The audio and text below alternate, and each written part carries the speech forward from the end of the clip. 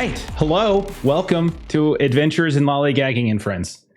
We are back and we are playing more Otherscape tonight. And Chuck just yelled at me. So I did. You're welcome. Now we're live. Okay. I wanted to wait 5 more seconds, but now we're here. So how's everyone doing? Okay. We good? Everyone? Okay. Good. Thumbs up. All right. We ready for new mission, new gig? Yeah. Okay. Yes. Okay. Yeah. Yes. Yeah. Right. We like the first one. First one it went longer than I thought it would, but we like we're doing good. We're learning how to do the thing with the stuff. We're doing some things well, some things we're screwing up, but yeah, it's fun. I don't know. I like the game. Go ahead, Chuck. I got to resolve the mission by following all the rules 100%. So Chuck is notoriously our rules aficionado for any game we play. Look up He's rules an expert in not Chuck's doing picture. it. What we basically do is be like, Chuck, what do you think is the rule in this situation? And then do the opposite of that. And then that's probably the rule. Listen, as long as I get you there. Yeah. We could have still made it work.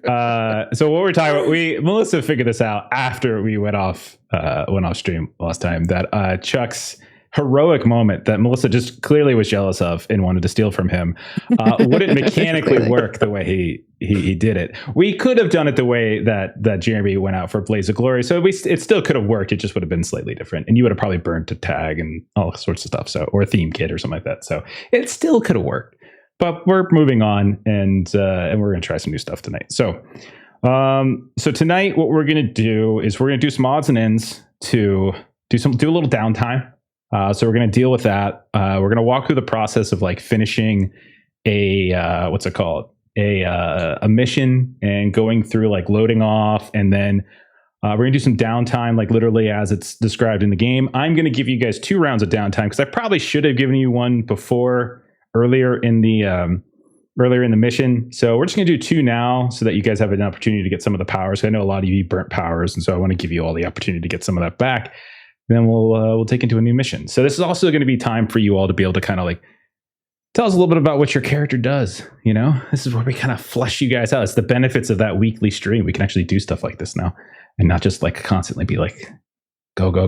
We have to make use of every moment. So, okay, so let's start off with loading off. So loading off is at the beginning of downtime or at the end of the job, which is where we're at. The MC, that's me.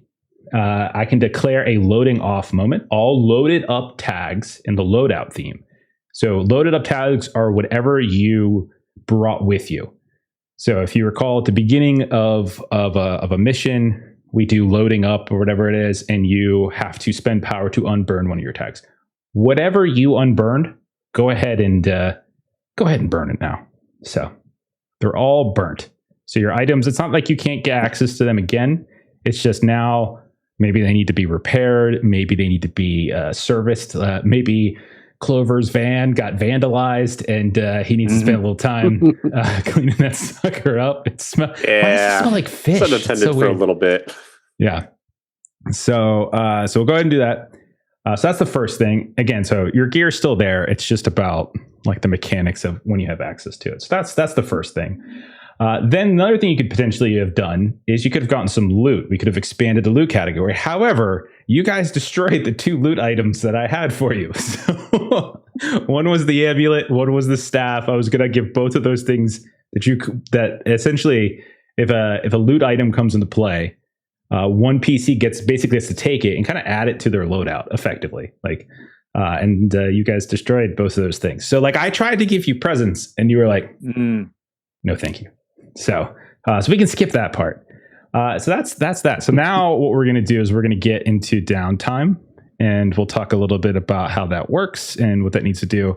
Let's get a quick, I'm just kind of curious. Jeremy, how many powers have you burnt? I actually only burned 1 because I ended up doing the sacrifice or whatever you call that. Blaze of Glory. Blaze of Glory versus doing a tag burn on the last one. Or in a blaze. Okay. All right. Melissa, how many tags did you burn?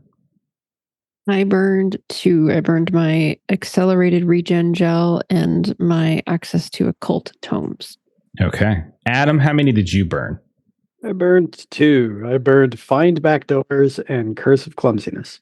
Okay. Rika, how many did you burn? 2. My Flash and Clothing Augment, which was the loadout, and Rugged Charm. Okay. And then Chuck, you burned like a bunch illegally, but yeah, you still did it. 3. 3. Okay. Just 3. And then just 3. Okay, that's not bad. Okay. Clover, how many did you burn? I burned 3. I burned my Luck Charm when I gave it to Rika, Lucky Shot, and Legend Killing Enchantment. Okay. All right. So we're going to do, like I said, 2 rounds of downtime to sort of make up for my not giving you one earlier. In downtime, basically what it is we do essentially a round of you all kind of describing something you're doing. A downtime in Otherscape could be either like a few hours, like a rest, like other games might have, where you're just sort of taking a load off, preparing, relaxing, whatever, and getting ready for like the next wave of the mission. Or it could be literally days or months or weeks in between missions where you're doing much more extended stuff. So for us, you're probably going to have in a grand total of like maybe a week or 2 between missions, between La Loba calls you back in with a new gig. So that's about the amount of time we're going to have. And during that, what we're going to do is we're going to do a round table where you're just going to describe what you're doing. Now, anybody who burnt powers, you don't just like automatically get those back. You actually use downtime to gain access back to them. Or in some cases, like during a mission, you also could just do it like in the middle of the mission if it makes sense. It really is sort of very much, does it make sense in this situation? So normally if you're trying to get back powers that you burnt during downtime, it usually costs like 1 power it costs 1 power to get back a tag, essentially is what I'm saying. That's what I meant to say. So during downtime, you're gonna basically describe what you're doing. And you guys can flavor this however you want. This could be a montage. This could be a scene. Other people can be there. It could be all by yourself, however you want it to be. This is an opportunity for you to kind of like flesh your character out a little bit. And then mechanically, you're going to pick one of 2 benefits. You're either going to receive 3 power, which you can spend on effects without having to make a roll. This could be something like heal and recover. So that's like how you get back power tags. This could be to prepare for an action. In this case, maybe not as important since it's the end of the mission. It could be quality time. So like you could try to like deepen a relationship or create a story tag between you and another player. Or even another, I don't think it has to be a player. I think it'd be just another NPC, like a Garricus with Ariana, for instance. Or you could do something like research and inquire, which is like trying to get new information, etc. So one of the options you can do is you can get that 3 power and then you can spend it on effects without having to make a roll. Because in other situations, like you might have to like actually do a roll to generate power. In this case, you just get 3 to spend. And I think the other thing you can do with this kind of power is you can save it for load up, so that when we get to the next mission, if you have any of that power left over, you can potentially use it to activate or bring more items with you on a mission. That's kind of where we're at. The other option is you can mark an upgrade box. And so every one of your themes has a tracker of upgrade boxes. And once you fill up the tracker, that gives you an advancement, which could be a couple different things. You could create a new power tag. You could add, remove, or rewrite a weakness tag. You could choose a theme special, which are like these little special rules that different themes have. You can reset your decay. Decay is like whenever you go against your itch, your identity, or your ritual. So you can try to reset that so you don't lose a theme. Or you can do like a thing called Mark Evolution, which is like this bigger character growth arc thing. So that's kind of what we're going to work on right now. So mechanically, you're looking to essentially do power to get back some of your burn tags, maybe do an upgrade, whatever it is that you want to do. And just if you don't have enough power to like get back all your burn tags, there's still ways to get back your tags. Like as long as it makes sense, like with how you're describing what you're doing, like we can say you're getting it back. Any questions on that? We good? Okay. Nope. So we're just gonna go do like we'll just do 2 rounds. Everyone just sort of describes like one thing your character is doing during your downtime, and then we'll go from there. Okay. I actually did just think of a question. So Yeah, man. for our tracking cards, do those get cleared? Statuses we have, and stuff like that. Yeah, the statuses. I think you're, unless you're like seriously injured in some way. I think over time, I'm fine to waive those, the status tags and stuff, because I feel like I don't necessarily think that's as big a deal. Because I feel like anything like toxic, like if you got the toxic stuff for a while, or if you were frightened or whatever, like those can go away. Like there's no reason to keep those. Once you get out of Sunken California, those will be fine. Okay. Cool. All right. I'm not still disguised. So- Yeah, go ahead and clean that out too. Yeah. Every Okay, time you walk up behind me, I have no idea who you are because you're just so disguised still. Okay. You've been attacked by your own team 3 times. We're a little high strung. All right, so I'm just gonna go by overlay. So we're gonna start with Agaricus. Jeremy, you all come back to Sunken California. You make initial contact with La Loba. You debrief her remotely about the situation. She seems pleased, and like she sort of funnels to all of you the promised rewards that you might have. But then you have, and she said she'll be in contact shortly with a new mission. So you have a little bit of time to kill. What does Agaricus do? What's one of the first things he does? Well, I think clearly the thing that needs to happen is poor Ariana's been taken out of what was going to be her home. She needs to be reestablished where she's from. Who knows the state of how things are, where she is there. And, he's also trying to work through some difficult emotions because, for a long time, the whole thing that gave him a sense of self, because he didn't really have one, was listening to all these voices and stories of heroes, and now that's gone. So the main thing that kind of helped him focus himself is gone, and there's a lot of silence, and in some ways that's nice, but in some ways it makes him feel very lonely, and so he's very desperate to spend more time with Ariana. Okay. So Ariana, like, she comes with you. Like, she definitely grew a bit of an attachment since you saved her. And not only that, but you probably got the sense that there was a disconnect, or at least some trouble brewing between some of the collective and Ariana. As like she had given stories about what happened to the group that she was with, and she seems as though she was abandoned or left, and so she doesn't feel the safety of staying within the collective any longer. So she comes with you, and when you guys get back to like maybe your hideout or whatever it is, she starts to reveal a little bit about herself. It just like looks around, like your crappy little like. I think when you guys were in the southern corridor, like you had of the smokestacks, you had some kind of hideout there, or some sort of crew headquarters. It was like a warehouse or something, right? Yeah. With a flooded basement. With the flooded basement, exactly. That's right. And she's like, I have somewhere better in mind for someone as sweet as you. And she continues to sort of like pet the back of your head, and she takes you into, she like leads you away from her, and she doesn't want everyone to hear, especially that hideous one. You know, the one I speak of. And, she's talking about Clover. And she gives you an address, and you realize it's in the Silk Quarter. Completely different district, several districts over. It's a bit of a hike for you to get there. If that's what you need, that's what we're going to do. So a road trip. Excellent. Yes, my sweet. And then she also, like, maybe before you left Sunken California, maybe she grabbed some of her belongings that she had in wherever she was staying down there. And she's very equipped with paying for it. And not only that, but as you are like talking about going on this road trip, you go outside and you see a vehicle arrive already, like as if it's been called. It's this beautiful, highly decked out vehicle. And you see a man step out the front, this muscular man with a chauffeur's outfit, reflective glasses on. He gets out and he comes and he opens the doors, and he's just like, Madam, in Mr.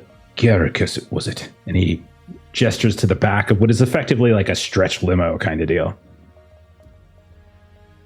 Oh, I thought I was going to be carrying you. This is going to be a much better road trip.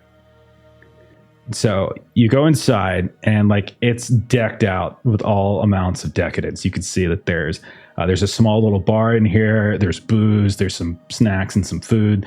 And like you set her down, and she's been having trouble. Like you've seen her augmented overlay is such that like she has suffered significantly. Like the toxic exposure that she suffered while like hiding out has rendered some of her face, like her skin has essentially like corroded. But she's doing her best with her personal augmenter to kind of cover that up. But you can tell that she's feeling like this sense of unease at being seen. But you drive across the bay, Arizona Bay. You go through the Rust Ridge, you go through Burger Hill, and then you eventually get over into the Silk Quarter. And you're let out in front of that's a very tall building, to the point where when you look up, you can't see the sky. And you're let in through what looks like a private entrance to a private elevator. And the two of you go all the way up, not to the topmost floor, but to the upper echelon. She leads you into this immensely beautiful apartment. It looks as though, as you look around, she lives alone. You can see that there's a beautiful view that is clearly augmented, because even though the Silk Quarter is one of the nicer places in Arizona Bay, it nonetheless is still like smog and polluted and everything's dirty here. But you can tell, looking out her windows and looking out the balcony, things are kind of touched up here and there.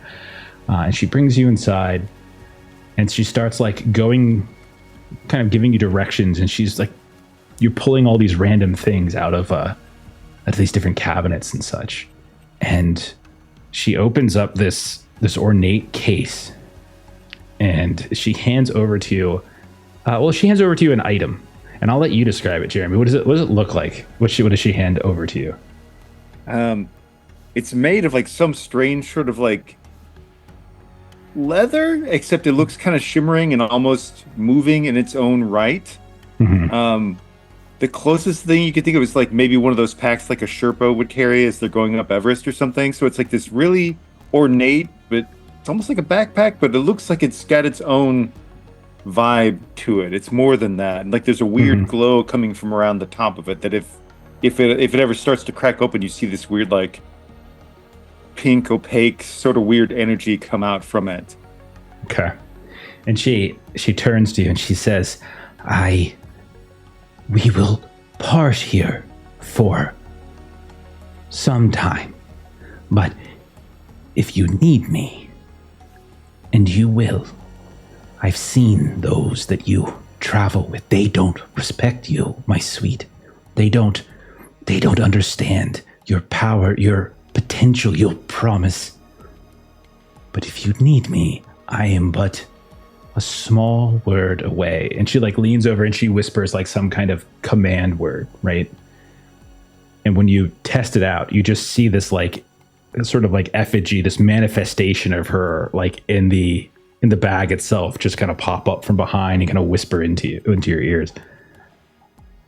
We can communicate from afar. So often because I am so happy.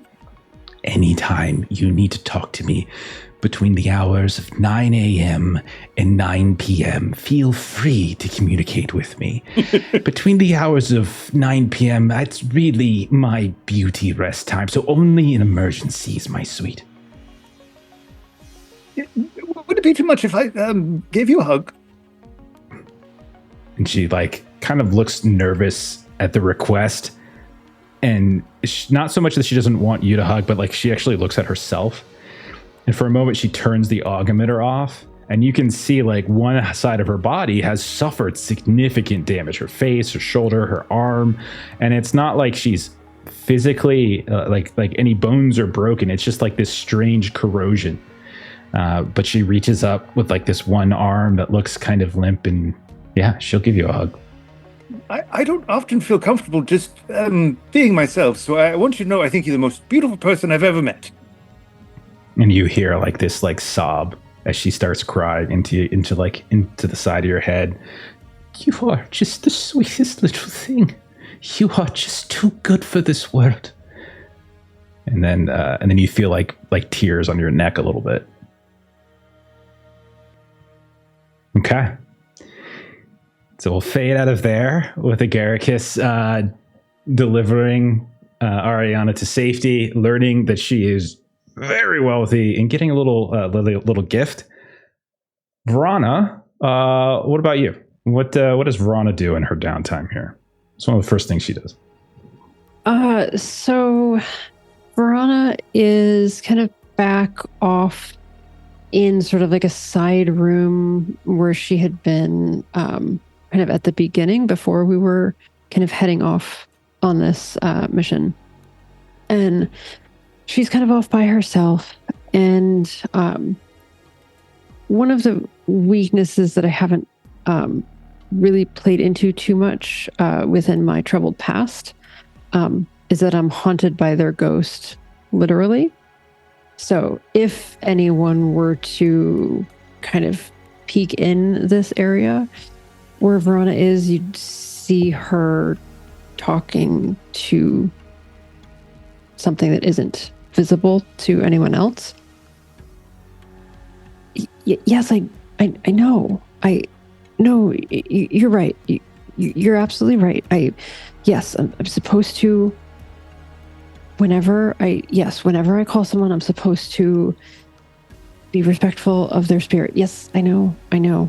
We were in a rush, and I just didn't get to it. But yes, no, I know. I'm still gonna. Yes, I'm still working on that. I need to do some other jobs first. I'll get to it. I just hadn't gotten to it yet, but I will. Maybe not right now, but I will. Yes, Kellen, I know. Yes, I got it. I'm working on it. Yes, I know. I miss you. And so she then goes into this elongated ritual for all of the corpses that she animated throughout the mission, that she's supposed to do a ritual for her performing rites to honor the spirits, Right. which she rushed through during the mission and didn't perform any rites to honor any of the spirits that she had raised. So basically I'm doing the benefit that I'm picking is an upgrade to then undo the decay within that Esoterica card. Okay, so you don't actually get the decay immediately. You have to. So there's an upgrade boxes per card.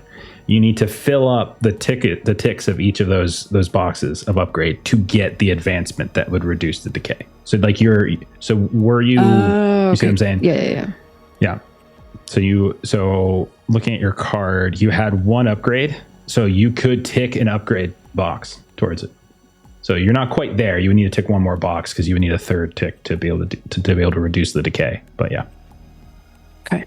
Does that make sense? I am conversing with the ghost of Kellen, who is the one who died, and I am the bringer of retribution for, and I am not swiftly enough bringing that retribution.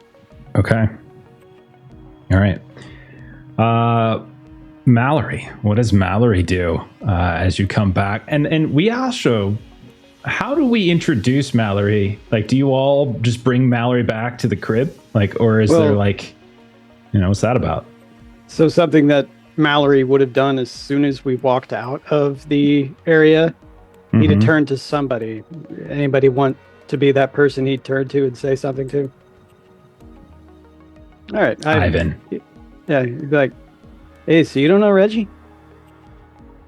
No, who still don't know Reggie. He said he was sending people. Definitely All not right. us. All right, see ya. And you turn around and start walking away. Thanks for playing, Adam. We'll see you maybe in a different game. Great. Okay. Do you stop him? Call his bluff. Don't do it. I won't. I know where Adam's going with this, All right. baby. Hey, where you going, man? I'm going to see Reggie. Who's Reggie? The one who sent backup. Anyone who needs this, as I hold up like what I was there trying to get the data Yeah, some on. data files. I think you had like some data chips. Why don't I you think. swing by our place first? We're gonna get patched up a little bit, get something to eat, and then maybe I'll roll over with you to see if Reggie's a real person or not. Oh, you want to meet Reggie? Sure. Yeah, just watch out, man. Like, he's got kind of a full effect thing going on. Same. Yeah. So, but he's a lot, but I think you'll like him. Okay. All right, so thanks for inviting me to your place, man. Yeah, it's fine. We own it. It's ours. It is an abandoned. What was it? A gas station or an auto shop? I don't remember. I think it was just a warehouse, and like An abandoned. It might we have been own a it. It's auto just a shop. warehouse. And Riker and I Ivan remember live there, flooded- and everybody else has like nice It had the places. basement. at a flooded basement, and then there was like some sort of like garden growth tree thing in the back or something. I think a Garrick has had, Yeah. if I recall. Yeah. Yeah, What- we got an abandoned auto zone with a broken out skylight, so Garricus Get in can the grow a zone. tree. All right. So he would probably just try to go meet the crew, be friendly and all that, and then take Ivan with him to go meet Reggie. And because he's trying to like turn in the stuff so he can like get ready for his next assignment, or look up what other sort of like eco-terrorism he can do to try and make a difference.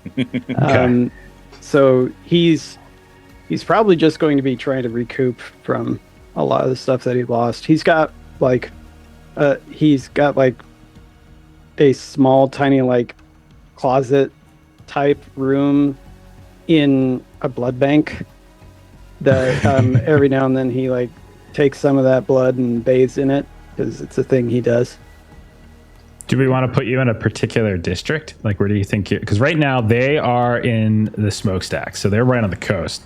You don't have to be. It's all one big city. It's like a mega city, so you can be in different districts. There's travel between the two. So, where do you think you would be, Mallory? Where do you think Mallory has like set their home up? Slaughterville.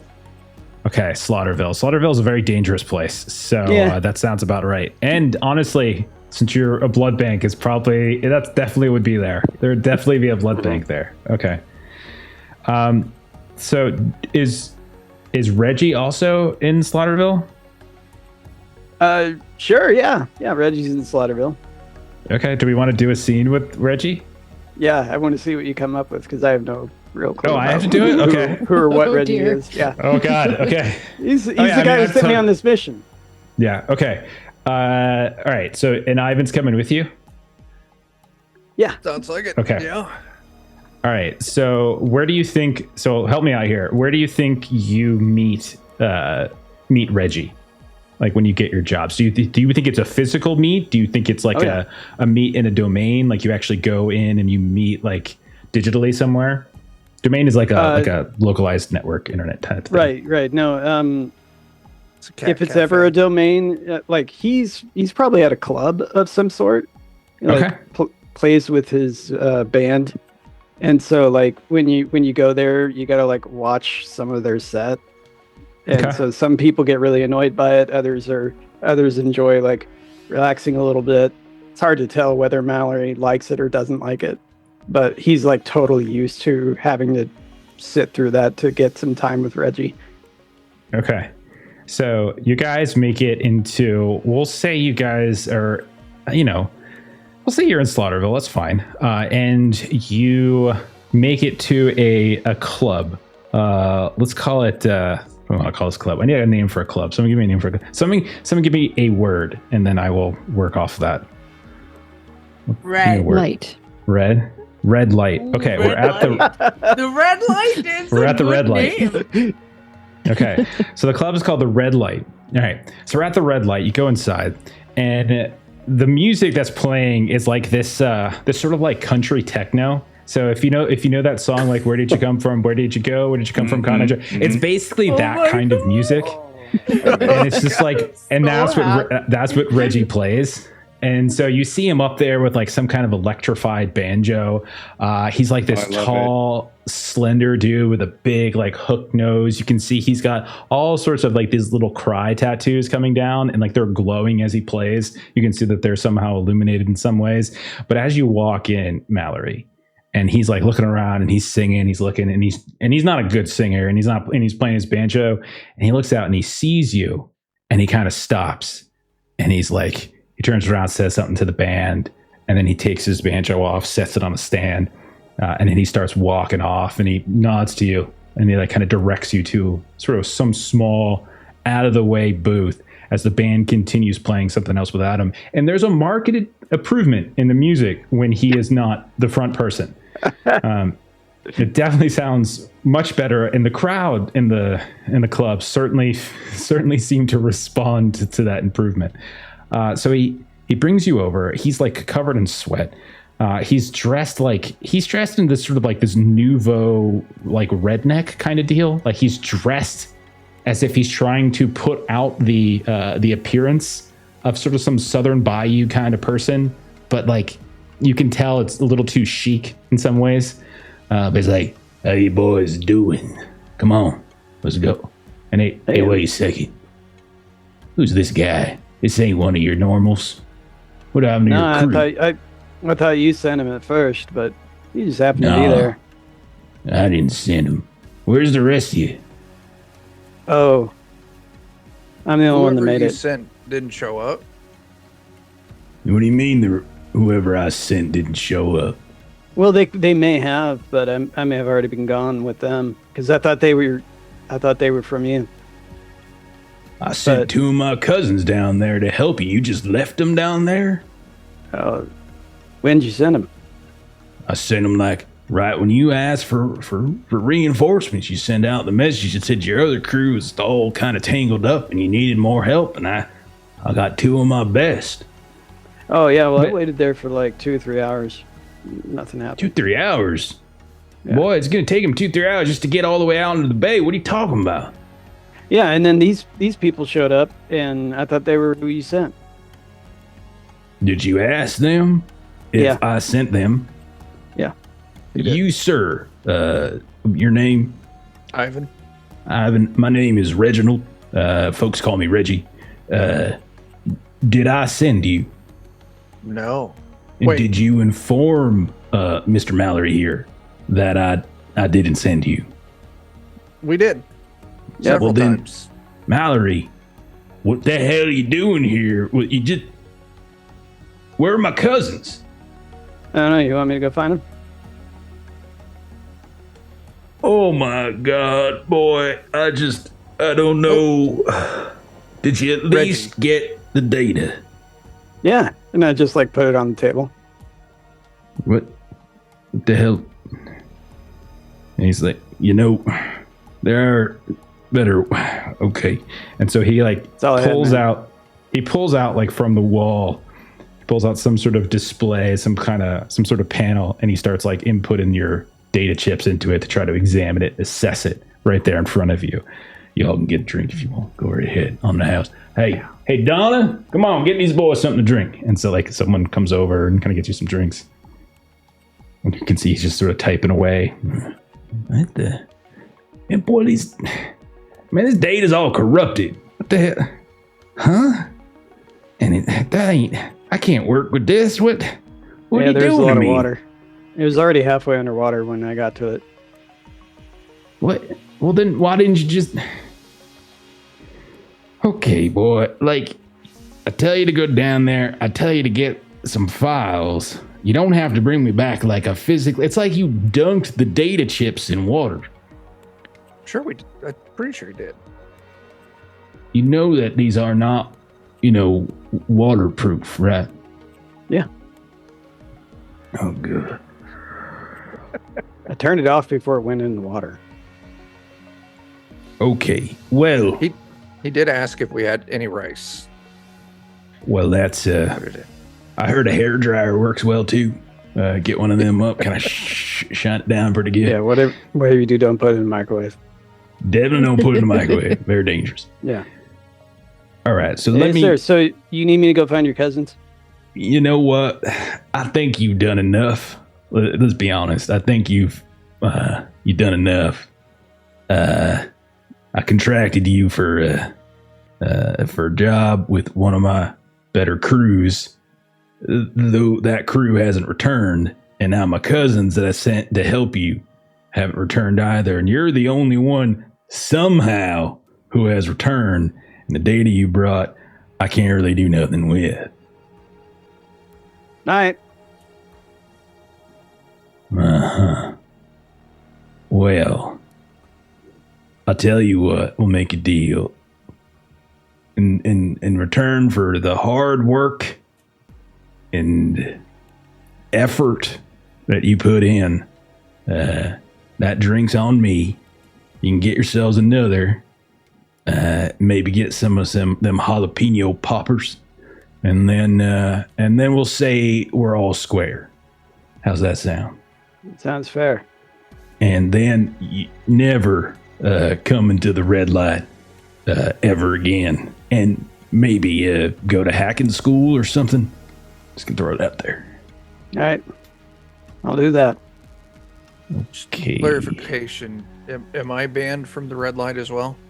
No, you seem like an all right guy. I should probably warn you. This guy's crazy. I don't think he was playing with a full deck. I was warned, but I was kind of in a bind. Have you seen him do his meat trick? I have heard testimony of it, and I would prefer not to see it. Good, because it hurts to do it. I heard then you. we're all in agreement then. Yeah. Don't do it here in a place of business. No, I won't.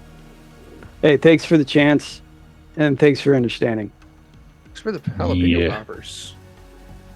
Go right there. We grow them here on site. We got vats of all sorts of we got this little, not seeds, but sediment. We kind of grow it out. Long story. Trade secret. All right, fellas. Well, this was great. I'm going to go ahead and get back to work now. Hey, by the way, what were your cousins' names? My cousins. You want to know the cousins that you let die out there, basically? Well, we don't know that yet. Well, I had two of them. One of them was named Huey, and the other one was named Thelonious. All right. Could have gone so many directions. Wasn't Yeah. expecting those Right. two names. Uh-huh. Uh-huh. All right. Well, if I ever hear about Huey, I'll give you the news. Oh, boy, we were getting along so well. That's the other thing, fella. Can I call you fella? Yeah. Listen here, fella. Little puns with this one. I've noticed. I don't know what hurts more. The fact that he might have left my beloved cousins there to die, or that pun that he just made. Probably the pun. Okay. Well, this was a real treat. I'll see y'all later. Yeah. All right. He steps away, goes back to playing Cotton Eye Joe for the 100th time tonight. Okay. All right. And so Mallory gets just got fired, right? and now he needs a job. Look at that. Perfect. Conveniently worked out. Look at that. So, I got like a closet. Can I work with you all? Because I don't really think I could do much out of that closet. But it's got a blood bank, so Don't. Sure. I mean, you ever what's get the hurt enough, worst? you need a transfusion. We can take you there. would you be the one performing the transfusion? Oh yeah, I'm really good at that. We'll put a pin in that then. Okay. We will fade out of there. We'll check in on Rika. Maitre, what is one of the first things, or what is something interesting that Rika does upon returning to the mainland here? So this is flavoring that lemon law thing Sure. that you That I- give us, where we replaced a couple of eggs, Mhm. and also helping to restore a couple of my burned tags. Just gonna lump them all together for now. Going forward, I'll separate them, I'm sure, but for right now. She goes to her favorite river doc, Dr. Yinz, YINZ, or Z for my American friend. Thank you. I appreciate that. Yeah, I had no idea what the hell you were talking about. That's not a letter. Well, in either case, that's where she goes, and she spends a lot of time with him, and basically like the stuff he has, like he really puts like the bleeding edge, state of the art stuff into her, because he gets to see how it works in the field. And she gets to have all the new hotness, even when it's not strictly the most legal necessarily. And it's mostly legal, so it's fun. So she goes there and she basically gets like a lot of work done. She essentially gets some of her cyberware upgraded, which ends up leaving room for other stuff. So she gets the other stuff because she's I have the real estate now, so I might as well. And so that's what she does, is she goes into her favorite river dock and then gets a bunch of stuff done. And Mel, would Verona ever be at the safe house like in the first couple of days, even for like a little while at some point? Because I would love Heroica to like meet Verona after this, but probably wouldn't come to your apartment. I would say that Verona does her rituals in the safe house, and that's the first thing. Like, she had a debt to pay, so she would probably spend a not insignificant amount of time awesome. So it might be like peeking around the corner and saying like, is she done yet? Is she gonna take a break? Fantastic. So at some point when I've gonna mail her out at some point when it's just you at the safe house, there is a knock on the front door. And you kind of like, maybe Verona had been kind of like in between and maybe sort of having a conversation with Kellen, and she kind of like, just I'll be right back. Just right. I know. I've got one more to go. 1 second. And so then she'll go open the door. And there is a woman you do not recognize, and she is dark skin that's so dark it's like almost blue, and she has sparkling brown eyes and big curly hair, and she gives you this big smile and says to you like, "That an arcane toe in your pocket, or you just happy to see me?" And she laughs at her own joke hilariously. And maybe for the first time, you kind of like, that maybe sounds like Bronca's laugh. Wait, look at this! And she presses a button and her face changes to a porcelain skin with like almond elongated eyes, shaved undercut, and she presses a button and her face changes again. And she basically does this like 4 or 5 times. And it's like going through a Sims character creator. And Verona was thoroughly confused and concerned at first because no one should know about this place to just come wandering in off the street. And then gets the bit, like you said, kind of your Rike is laughing a bit, and then she's like, Oh, you've been busy. How long have I? I've been in here for a while, haven't I? Look at you. You've been busy. Isn't it the best? Every face she changes, because I now have the alternate face tag. I also have impossibly good looks, so every face that gets changed is unsettlingly attractive. And because you're watching, you're trying to figure out what the fuck is up, you can notice that the skin looks vaguely synthetic. Like it doesn't really look real at all, and she can basically like fuck with the opacity on it to make it look very unsettling, and so I've taken an intimidating tag as well.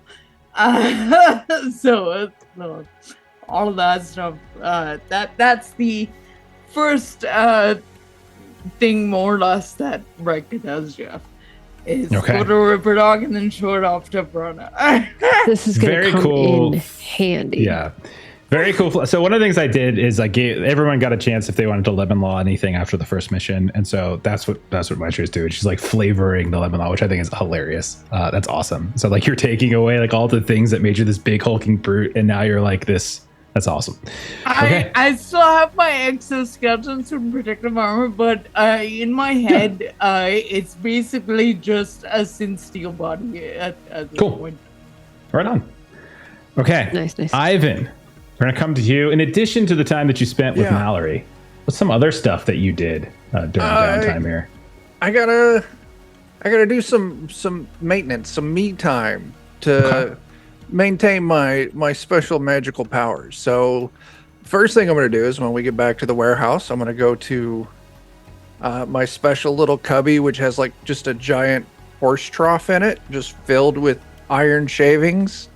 And I'm just going to take a nap for a handful of hours, let my fire juice regenerate a little bit.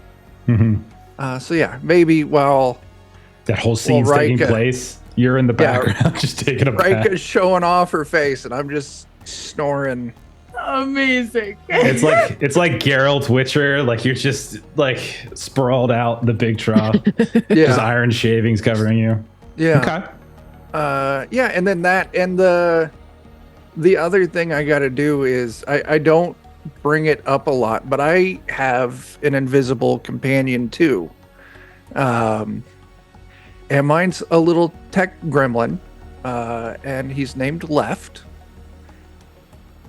And he's what I get my small amount of technical, I don't know what you call it, technology magic. I get it from him, and it's mainly just used to break stuff. But I do have to feed him. So I'll probably go like light shoplifting for like electronics. And then I just feed him electronic bits, Walkmans, burner phones. We could say that maybe there's an old like junkyard maybe near your warehouse that you've been systematically going into. Yeah. There's nothing great there, but all of the good stuff. It's enough to keep him satisfied. All the good stuff's probably been picked clean, but it's enough to feed. Left. Okay. Yeah. Okay. Fantastic. I love it. And then at long last, Joe's playing. Joe, tell us what Clover is up to. 6-person cave takes a while to get to you. Sorry, buddy. That's okay. Yeah.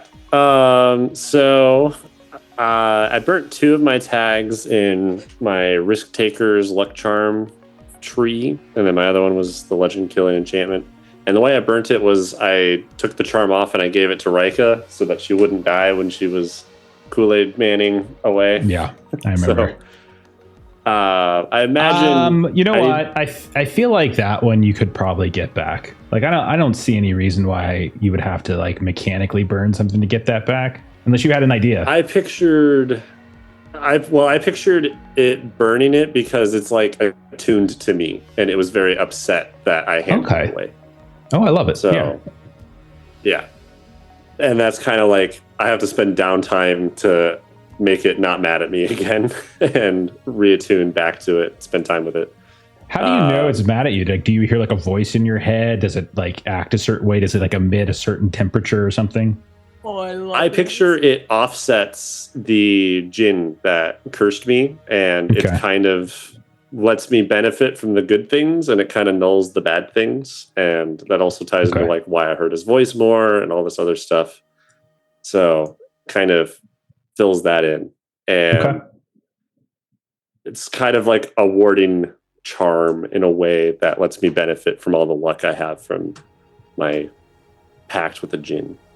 So yeah, I spend time reattuning to that, getting that back. That'll let me get my luck charm, lucky shot, and then legend killing enchant. And there's not a whole lot to that. It's just more like, probably I picture him like doing a lot of meditation, kind of putting his stuff away, and it's almost like he's got so much stuff in his shop and in his vehicle where he's got all his stuff set up, and it's mechanical, but it's also kind of like ceremonial kind of stuff. A lot of the stuff he has is like ancient from all these weird cultures and things that he's amassed over his time. So there's a bit of like a ritual to maintaining his kit. Is your shop like an annexed section of the warehouse, or is it somewhere separate? It's a little bit of both. Most of it is actually in my van. But I do have kind of a spillover of things in the shop. So I picture like a corner is kind of just mine for extra tools and things that don't fit that well inside the van itself, or that I could swap out as jobs need. Cool. Okay. And you do get your van back, but you'd left your van in a not great neighborhood, and there is significant evidence that people were trying to break into this thing, but weren't unable to. Maybe you have a cracked window, maybe you have some graffiti on it, stuff like that. But you had security systems and such that allowed that no one could actually activate the thing or really break inside. But it's definitely seen some better days, so maybe there's some time spent cleaning that up a little bit, reorganizing a little bit as well. Okay. So we just did a round. So let's just make sure we get this mechanically done. If any of you ticked upgrade boxes, I know you did, just go ahead and tick your box. It's fine. And if any of you were doing like actions to sort of get some burnt powers back, remember that it's basically like 1 power per tag that you can kind of bring back. We don't have to like describe every single thing, but that's essentially what you would get. Okay. All right. Then I'm just going to do kind of free call. Does anybody have anything else that they wanted to do? Downtime-ish? If you do, call it out now. Because we've got 2 units. Yeah, like mechanically you're going to get, I'm going to give you the 2. I just, if there's anything more we wanted to like play out, like in the middle. Right. So with the downtime, I like spent some time just basically recouping everything and getting some of my boxes I burned back. Sure. You get 3 power. I spent 2 to get those back. And I know if you want to do an upgrade, you got to spend a whole downtime to get 1 upgrade tick. Correct. So with that extra power, you can save for loadout. So when loadup comes after I give you the next mission, you can have like an extra bit of power to spend to get another item. So normally during loadup, that is at the start of a mission, you spend power to unburn loadout items. Normally you would only get 1, but you can save that extra power, and that would give you essentially 2 power to unburn stuff. So that's something you could do with it. Right. Well, I was looking and I see like quality time. And I was hoping that Ivan and Mallory could get a little bit of quality time as they're like walking, because, you know, I'm assuming Clover took his car.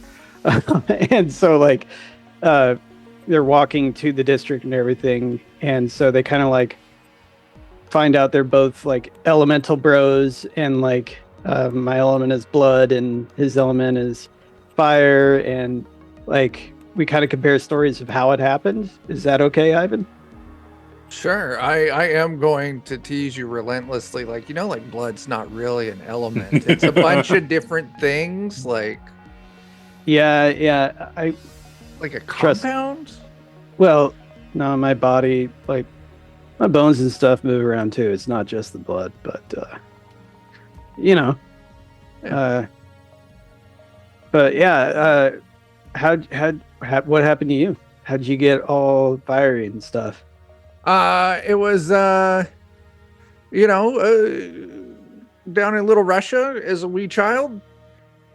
I had a grandmother, and she liked the occult, and she thought it would be really fun to take her young grandchild and infuse him with a bunch of dead demon spirits to give me firepower. Oh, Yeah. wow. Yeah. Yeah. Yikes. So you remember that explosion like out in the bay, like probably a couple years ago that like caused like a small earthquake? Yeah. So it was out in the bay, you said, right? Yeah. Wait, why didn't you get like water element? Well, you think so? Yeah, you'd think so, but I had to get up to the surface really quickly, or else I'd be caught up in the explosion. I got the bends. Got the bends. So you got like your elements like nitrogen It could be. in the blood. guess so. Okay, I'm connecting the dots. Yeah, but my body just kind of came apart and came back together, and it kind of comes apart from time to time. That's rough. That's rough. Yeah.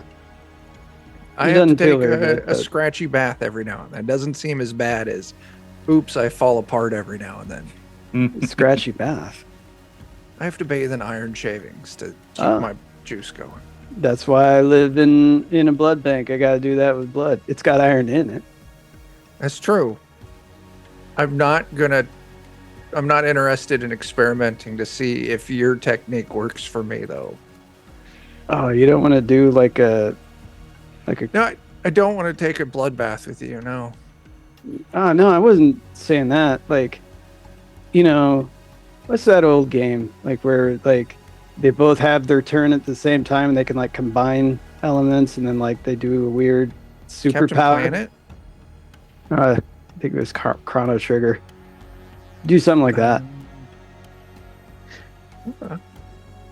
Sure. Sweet. Give people hot blood. Yeah, hot blood. That's cool. Oh man, you're really nice. I know. I'm fantastic. I'm Sweet. the warm and fuzzy center that this universe revolves around. Yeah, I'm sure nobody's ever cold around you. No, it's impossible. Yeah. Cool. All right, Adam. All right, man. You get to create a relationship story tag, basically, to describe your relationship that you are developing with Ivan. I think we're So- friends now. What do you want to call it? Did Uh, we Is just it like become elemental, brothers? elemental bros? Best friends? Yeah, bro mentals. Something. Yeah, bro mentals. Okay. I love it. Okay, so you guys can actually tap into those types of tags, by the way. I think it's like once per. I think once you do it, though, it's burned. So, like, if you tap into a relationship tag with somebody, like you burn Yeah. it. I think that's right. We'd have to. I'll double check it later, but I'm pretty sure that's right. There's also like crew tags and stuff you can do as well. We haven't really dove into that too much yet, but unlike your own personal power tags, like you can constantly reuse them and have to opt into burning them. But these, it's just like use and burn essentially, and then you have to figure out ways to like earn it back or whatever it might be. So, okay, Yeah, I don't have any of the crew and relationship stuff. I figured that'd come over time, but yeah, I keep forgetting to give you guys the tab for the crew thing. I'll do it before next week. All right. So, if no one has anybody have any other scenes or anything they want to do, even if it's just a montage, like quick description of something you did, doesn't have to be a full So scene if you don't want. For Verona, basically, I'm going to be doing some small odd job to trade back some regen gel. So kind of refill that again. As well as because she had burned the occult tomes that I'm basically saying are some type of like a glasses, kind of like the Google Glass kind of a thing. So like it got not just needed to be charged, but like needs to be repaired. So she's doing that. And then the other thing that I'm thinking of doing, and we'll kind of see where the next job goes, but one of the loadouts that I didn't get to pick last time was a reanimated mummified hand, which I'm saying is the thing that connects to her command undead servitors. So like she's got that, and then it's the like kind of cyberpunky hand / glove kind of a thing that is the thing that kind of works with the servitors. So that's what she's kind of like getting everything repaired and ready to go. Okay, cool. I like it. Last call. Anybody else? Jeremy? Maybe on the way back from the Silk District, stop through the Badlands for a little bit. Sure. What do you do? Get back to his roots, as it were. I love it.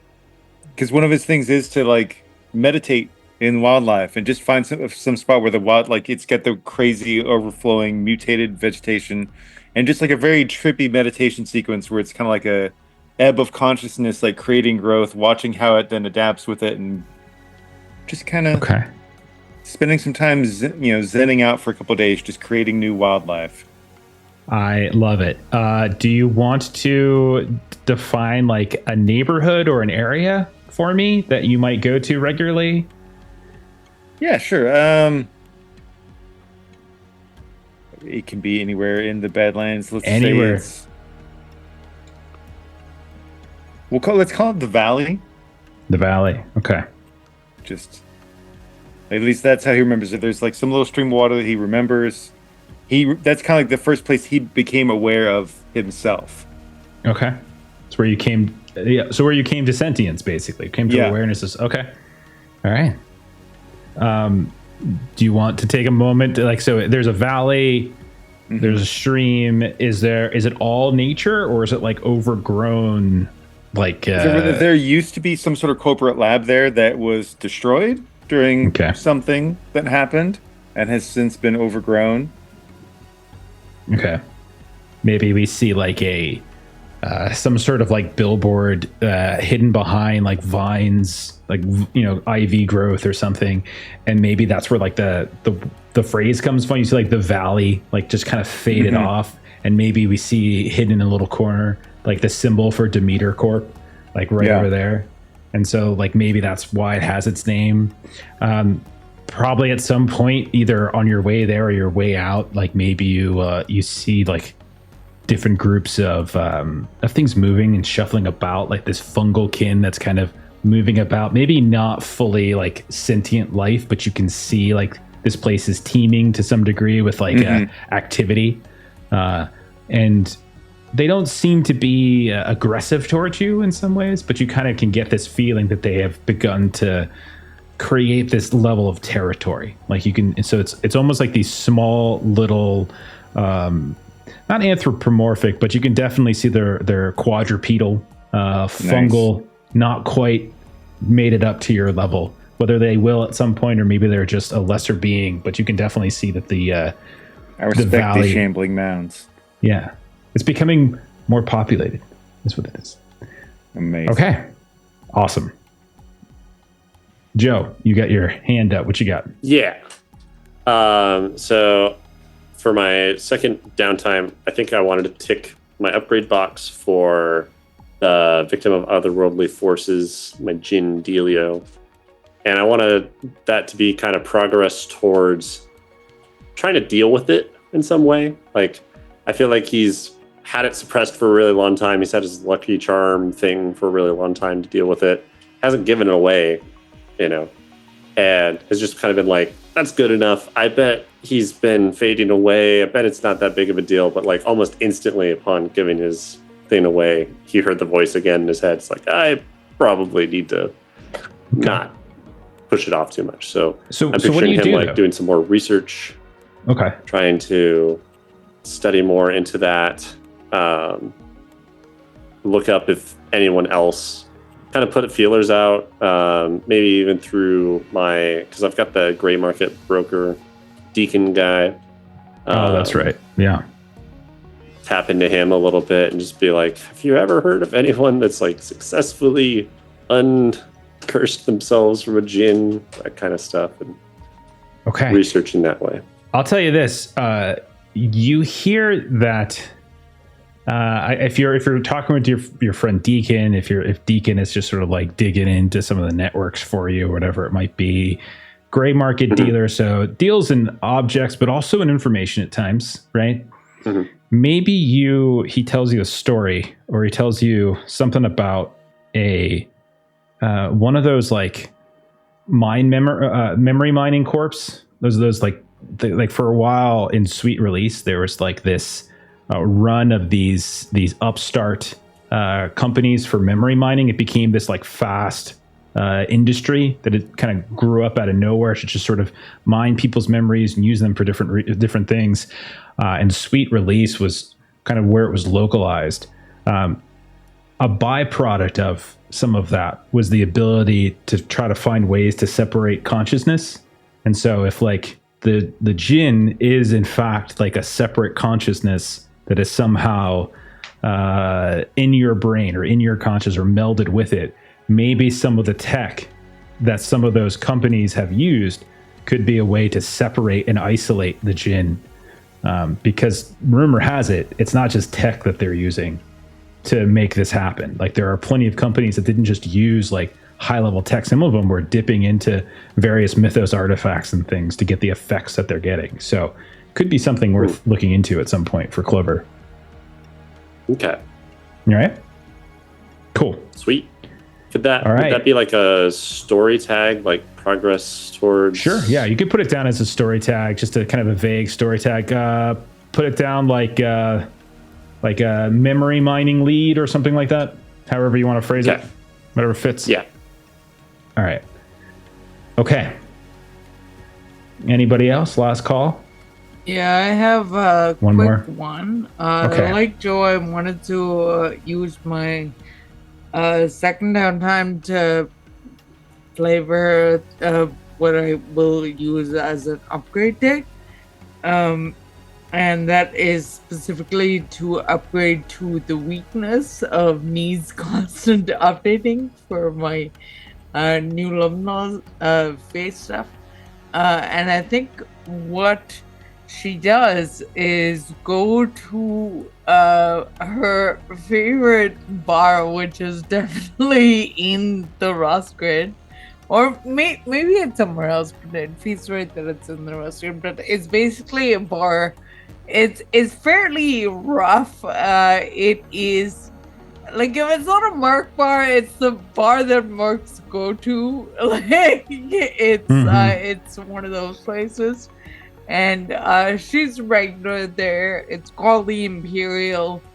And she is just basically testing out her new tech and just kind of bragging about having worked with Lullaby and that kind of thing. Okay. The Imperial. Oh, that was a face. What district is this in? I thought Rust would make sense, but Okay. I'm not sentimental. Like, if something else would be more narratively interesting, let's do that. Okay.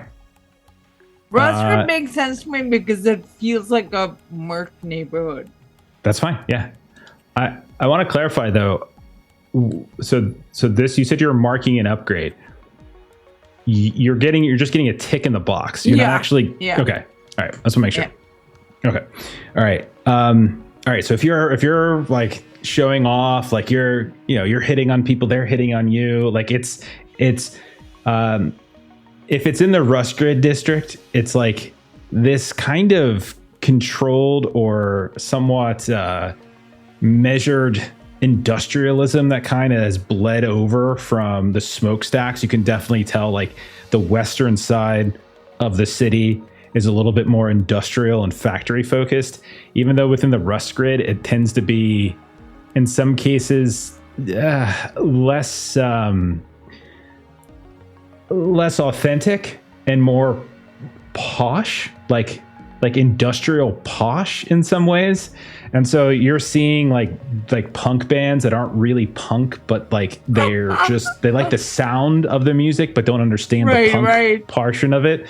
And so you're getting a lot of those like pseudo industrialist folk that are coming in and like they're complimenting each other on like how they've applied their various smudge that makes it looks like they have like coal smudge here or there, or people who are looking at like this kind of rusted look, this aesthetic, because that seems all the rage, like a rusted aesthetic. And so anybody who's got like who's got any kind of augmentations, like they're literally creating this like faux rust to kind of create that sense of grittiness.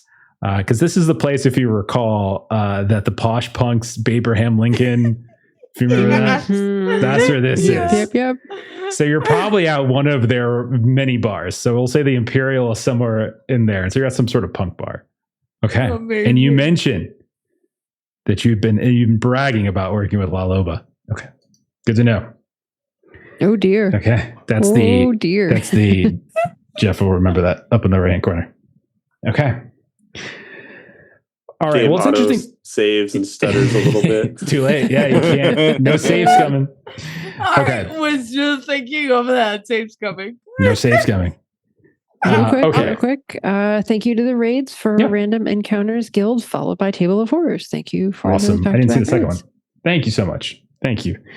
Okay. Let's then say we move forward a few days. Eventually, all of you will get notification. Maybe it's from, maybe it comes to the warehouse. Maybe it gets filtered out by like Clover or something. Maybe it comes to Clover and then Clover like disseminates it to everybody via his van. But you do in fact get notification that La Loba would very much like to meet with you all. Now, Rika, you were just kind of getting a little drank at the Imperial and talking about. So there's no like mood, there's no tone. It was all very matter of fact. The message that Clover was able to get and disseminate to you all. It's just like, I would like to meet. And they reference a place in the Rust Grid called the Chain Line. Now, and they want all of you to come. Do you all arrive? Does anyone not go to the meeting?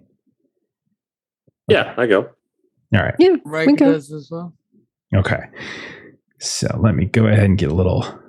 Yeah, Mallory will go too. Music. Why not? Okay.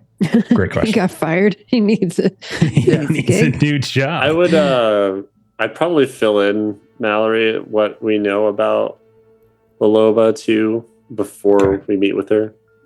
Like, say she could be a little stern and wants direct answers.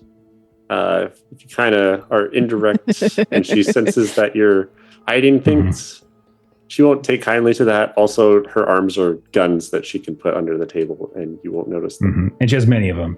And you would probably be able to conclude, Clover, that she is, because what you guys know about her, she's extremely well connected, very businesslike, very professional, and expects a professional attitude from crews that work for her. And she's the type of person who has so much reach that should you have done a poor job in Sunken, California, that would have been very bad for you. But you all did pretty well. You did what you're supposed to do. So her inviting you out seems maybe like she wants to hire you again. But yeah, she's very much a by the book. She wants to be treated with professionalism. And laughter does not seem to be something she understands. Okay. So you all arrive at the chain line. The chain line is basically this decommissioned freight rail hub that now is basically serving as a repair depot.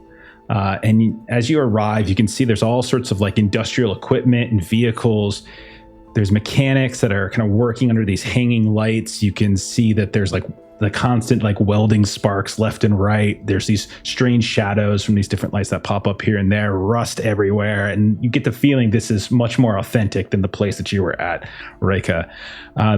You also would all notice that there is a very clear lack of drones. You don't really see much in the sky in terms of anything buzzing around this large old depot. You don't really see any security cameras. there are people at work here, like genuinely at work, repairing vehicles, cutting into some old train cars, deconstructing and reconstructing things here and there. And when you arrive, you kind of ask some basic folks. They direct you to a private rail car that is tucked into the far corner of the depot. When you get over there, you see the windows are blacked out. And you go up to the door. It's been retrofitted. You can see a small screen. And as whoever gets up there first, you hear zzz, and the light kind of comes on, and you can tell you're being scanned. And after a moment, you hear La Loba's voice, that very kind of stern, professional, older woman's voice, kind of like metal, where she just says, "You can enter now." And you hear the door unlocks. Inside, the whole car has been stripped. And it's all down to like this bare metal. Everything's metal. The floor, the chairs that are bolted to the ground here and there, and a desk at the far end of the car. You can tell that the chairs, however, are bolted pretty much right inside the door. Like this is where you sit, and then her desk is on the far side of the car. And you can see she is sitting there behind her desk. You can't really see her legs. It's got some kind of protective barrier. You can see there's some dangle lights here and there that probably look to be retro made from some of the people here. And you can kind of hear as the doors open, like outside, like those pneumatic hisses and those tools, the grinding, the shouts and stuff, that fades as the door closes. And you realize it's entirely quiet in here. Like there's no sound from the outside coming inside. And she looks at you all and she says, "Please have a seat." Yes. Mallory goes and Yes, of sits down. course. And as she looks at Mallory, she says, "Oh, I heard that there was an addition to the team. What is your specialty?" Oh, my specialty is I can sometimes get into systems when we need to. So, a little bit of hacking. I see. Well, that will be a very useful task. She looks at the rest of you, and I assume you all can vouch for... And you recognize, by the way, she hasn't gotten Mallory's name, but she says to you all, and you all can vouch for Mallory. Yeah, he's part of the reason we were able to get the data that you needed last time. So I see. Well, Clover, he's your responsibility now. Should anything befall, or should he create any sort of unwanted chaos, that responsibility falls to you now. I'm sure. Not worried about it. And she just turns to the rest of you, not worried either. And she's no smile, there's no warmth, but she basically says, "I'm very pleased with the results of your time in Sunken, California. You have proven yourselves a very creative crew of problem solvers. Nostalgia Jack has spoken very highly of you. You were able to meet all of their needs. You recovered all of her personal items. And from what I understand, the Siltbound will no longer be a problem. Kudos all around. Well done." Thank you. Thank you. We seek to please. Very good. If that's the case, then I have new business. If, that is, you all are interested in a continued relationship. Sure. Don't see why not. Yes. Yes. Excellent. And she very quickly reaches over onto what otherwise looks like this flat metal desk, and she just kind of types one of her hands just types on the surface itself, which is pretty much, again, plain. And you see this display come up between you and her. And it's just like this translucent screen, effectively. And you see what looks like a man, probably middle-aged, scars, some augmentations, definitely has kind of a military kind of vibe to him. It looks like a tough guy. And you can see like a name in the bottom left-hand corner for you all. For her, it's like kind of inverted, but it says Caden Harlow. And then she types again, and you see that image slides over, and then a second image pops up of another man. This man does not have that hardened look, but instead seems a little pasty and sickly, and you can tell it looks a little bit more of like a desk worker kind of deal, maybe works in a cubicle, that kind of stuff. And she said, and like you can see there's a name that pops up in the corner. It says Ewan Martell. And she says to you, a few days ago, I sent a team led by Mr. Caden Harlow. He's a trusted exfiltration expert. I sent him to pull out Mr. Martell here. Mr. Martell is a mid-level engineer who works for Ironclad Systems in the Red-Green District, specifically in their Circuit Heights building, the Stratus building. However, neither have reported back, and back channels that I normally use to communicate with Mr. Harlow have remained dark. My task for you, since you seem to have been very effective at locating a lost individual, is to do so again. I would like you to get yourselves into Circuit Heights. I would like you to locate Harlow and his team, ascertain their status.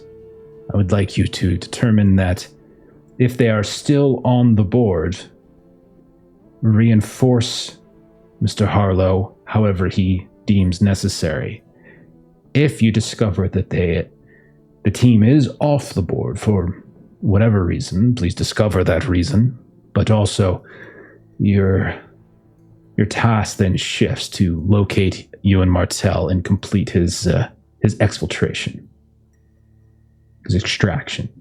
God looks around. Do you have questions on this? Get in, find out what happened. If they're still operating, help them out. Yes. If they're incapacitated, extract. Excellent. Do you have any intel on the security there?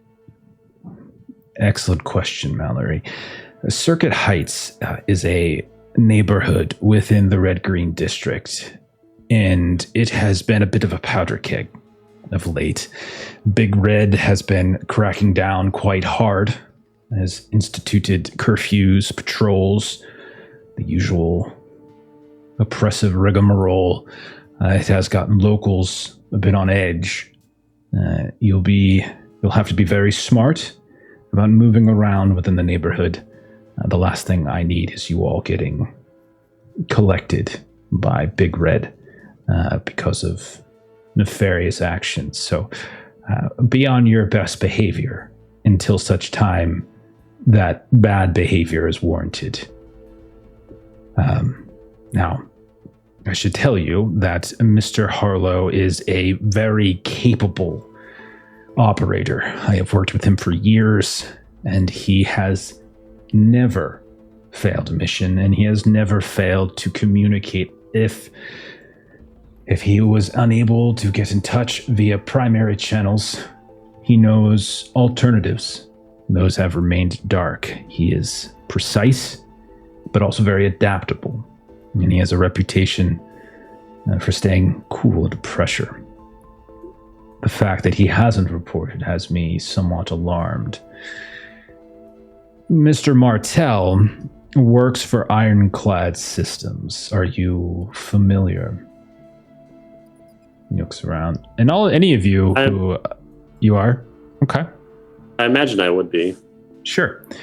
You would know then, Clover. No roll necessary. If you think you are, you are. Ironclad Systems is basically a paramilitary technology firm, and it specializes in a variety of like riot suppression, drone warfare, tactical gear. Tends to support law enforcement and private security forces and things like that.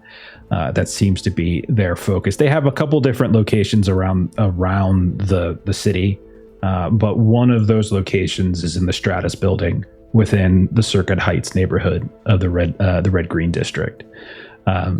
They are probably most known for these extremely cutting edge augmentations and these automated surveillance drones. They're very, very good at that. And they seem to be one of the more proficient. So high level corporation. Would those have been the drones that we encountered? Unlikely. Yeah, the ones that you encountered when you were in Sunken, California, unlikely. Those were, you guys dispatched with those pretty easily. The rumor, or at least the understanding is that the models that Ironclad is able to piece together are much more capable of defending themselves, creating situations that might help to inform and reinforce, like, ground troops, things like that. And this is just baseline info. So like we'll have a moment after this where like if you guys wanted to do any kind of like, looking around, prep, stuff like that, you can also roll some dice and maybe get some more info. The Red Green District itself. What makes Mr. Martell valuable? Is that something that Aloba could inform us about? Mr. Martell works as I said, as a mid-level engineer. He works within their R&D offices in Circuit Heights. Suffice to say, he has acquired knowledge of some proprietary tech, and the information that he has collected is highly sought after by another client that we're supposed to deliver him to. Thank you. Corporate espionage, essentially. Griff in the chat asked about Red Green District. So just let me remind you all a little bit. You know that there's a lot of oligarchic corruption and government overreach, primarily by an organization known as Big Red. And they are essentially a cyberpunk version of Mounties who are oppressive and overreaching. You also know that there are some counterculture stuff, some cults, some gangs, there's some tech shamans and things like that. You know that there is a bit of a drug, like there's rumored to be a drug corridor between the Red Green District and smokestacks and stuff like that. Somehow that's facilitated by these techno shamans. Those are some things that pop up there a lot. So that's sort of like the big vibe there. That's the theme pillars that we came up with. Okay. So she looks out to you. Is there any additional questions I can answer for you? So we're to meet up with your guy, and what's a good way to communicate that we were sent as reinforcements in case that was miscommunicated? Not that happens often, but yes.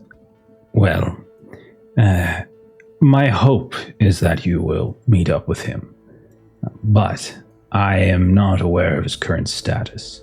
If he's been taken off the board, then you're to take his position, and you're supposed to continue with the extraction. If you discover that Caden Harlow and his team are still in play or need assistance, you should render it. I can provide you with security codes that you can convey to him to assure him that you are under my employ. Yeah, fantastic. Are there any other questions I might be able to answer? Apart from not getting picked up, obviously, are there any other cautions? Are we Precautions able to go in guns blazing if we need to? If you go... You're supposed to stay civil Yes. until the time for bad behavior is warranted. Well, No, of course. I just. Well, Rika, you've been making some interesting changes and choices of late. I'm fairly certain that if you went guns blazing into ironclad systems and Big Red in a paramilitary technology company, you very well will not be able to overcome them with firepower. You will need to be strategic in how you initiate your brand of violence. Fireballs in the middle of the street will likely result in some trouble as well. Ivan, you might want to be careful. Yeah. Verona will elbow Rika a little bit. Like, show her the. Like, oh, I'm well aware. Oh, I'm also aware that you've been using my name in public circles and saying that you work for me. I appreciate your excitement, but you will need to cease that. You never know who is listening. Okay, they sometimes give a discount at the Imperial as well. You do not get a discount at the Imperial for mentioning my name. Okay, well, I'll know that for next time. So I just want to say thanks for allowing me to meet with you. I'm sure you're just asking me what my specialty was a courtesy, seeing that you already knew my name. So I appreciate that courtesy. Try to do the best job I can for y'all. Hopefully I'll come back and see you and everything will be fine and we'll deliver everything that you need. Excellent. I've heard that your previous employer did not speak particularly highly of your skills. Let's hope that they just did not know how to properly apply you. Reggie, no, I believe his name was. No, his other crew that he said was the best was not capable of handling themselves. I see. Well, are there any additional questions? Clover. So our guy learned about some tech that's sought after. I imagine it's probably sought after by multiple people. It's not just yourself. Is there anyone in particular that we might expect to also be gunning for this information?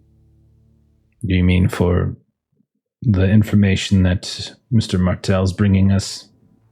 Yeah. We have kept tight control on Ewan. The biggest threat to him would be Ironclad or Big Red learning of his involvement.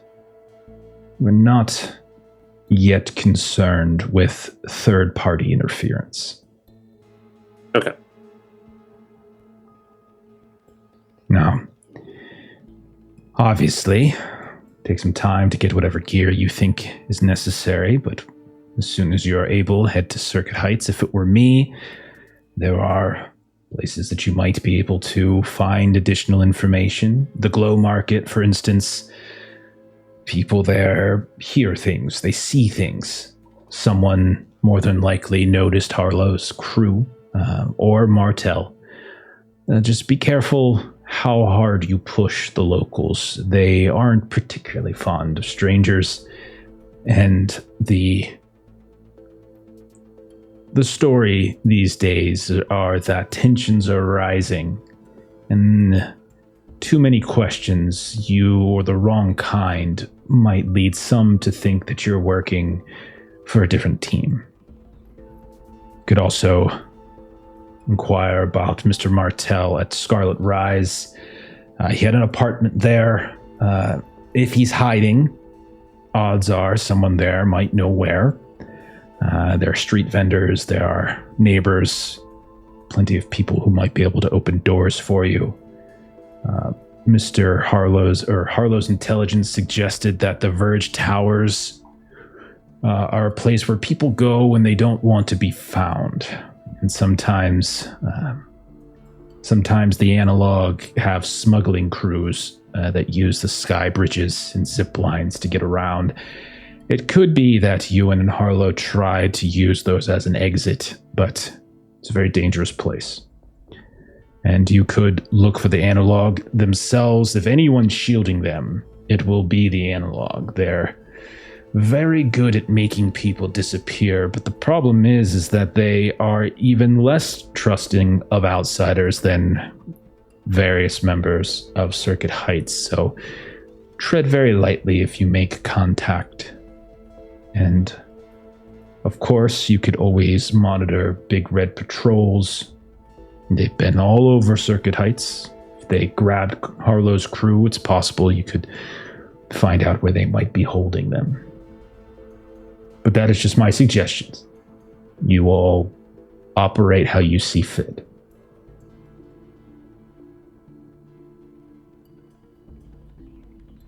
Thank you for all of the information.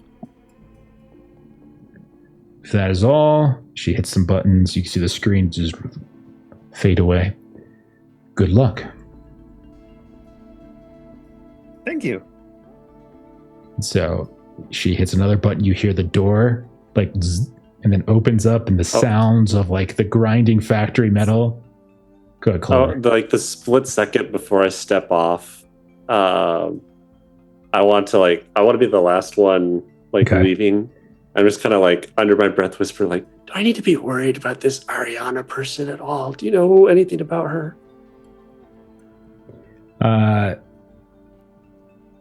You said you're the last person? Yeah.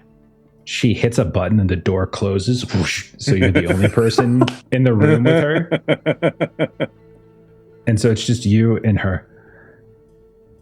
Ariana. Yes, she is a heiress of some renown.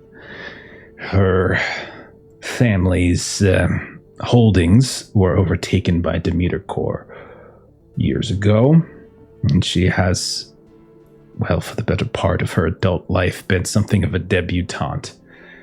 Don't think she quite has a powerful network that could influence you. However, she does have significant wealth. I wouldn't be careful. Sometimes money and attention can cause an individual to, an impressionable individual, to make questionable choices. Garricus seems like a very honorable man, but one who's still beginning to understand who he is.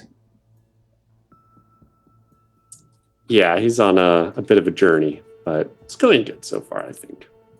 Well, if you consider him your friend, you keep a close eye. Absolutely. And then she hits a button, the door opens again, everybody's outside, the sounds of the grinding metal, and then Clover, you step out and boosh, door closes and you no longer can see inside. Okay.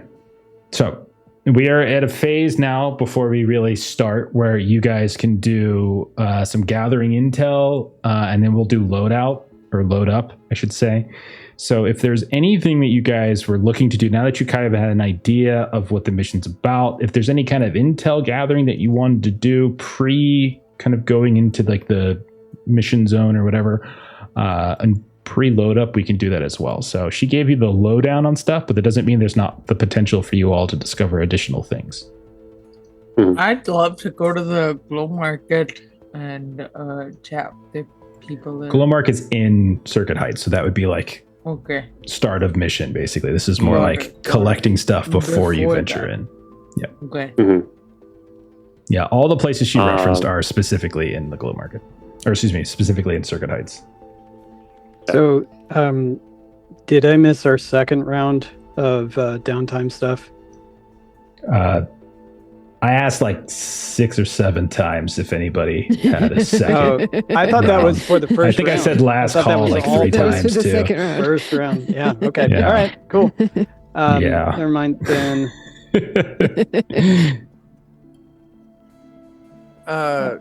Some pre-work before moving in there, see if I can talk one of my friends here who's more technologically inclined to see if maybe they can find some names of current employees through like the cyber Googling.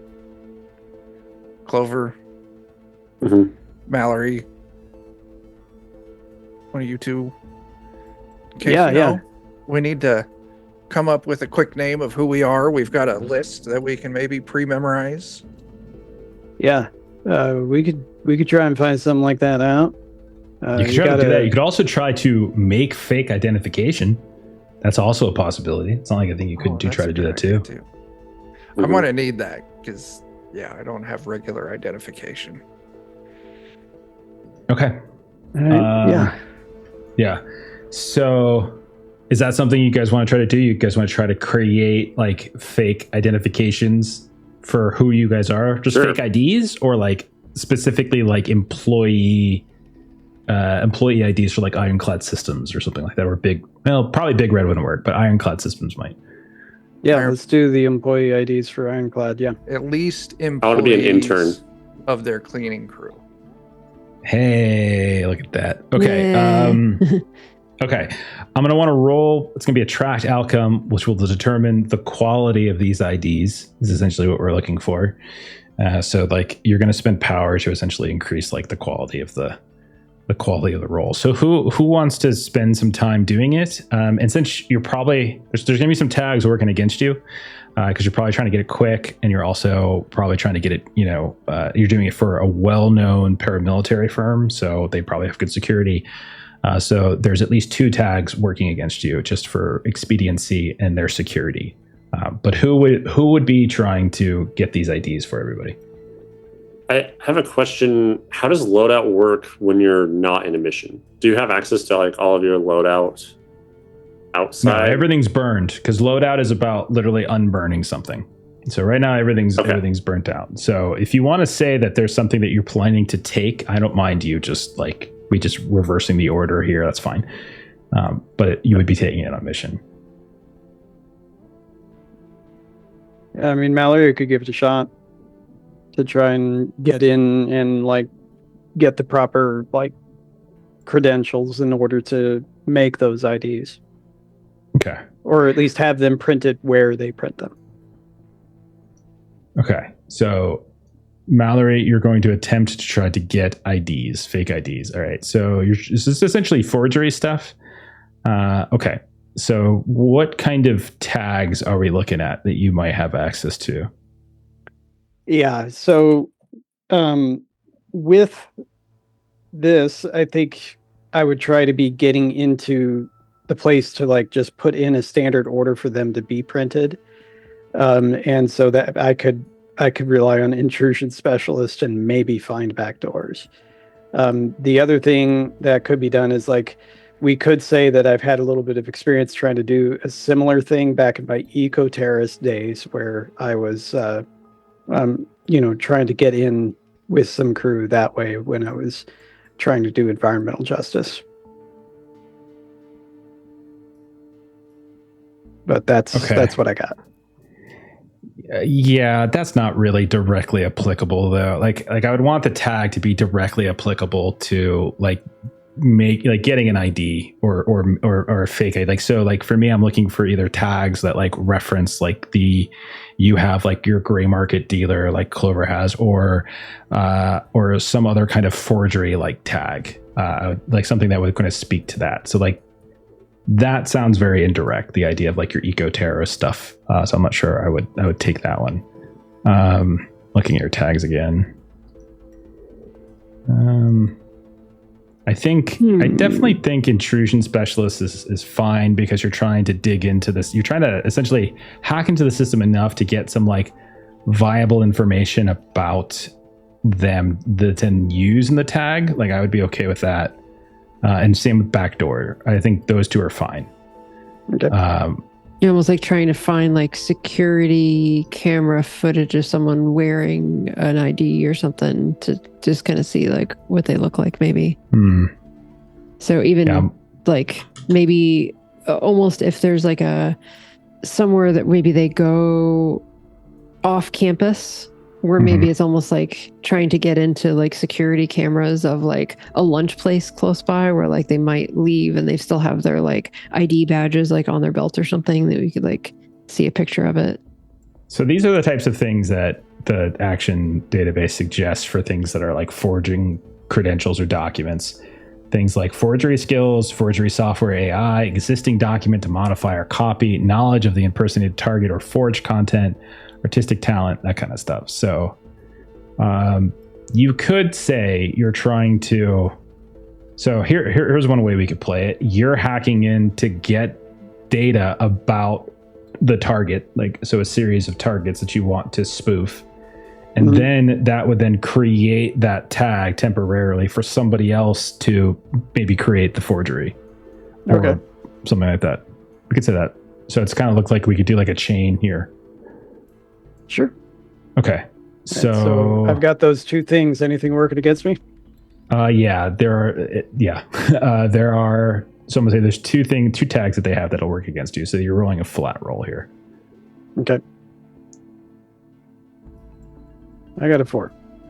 Okay. I'm the best hacker. Okay.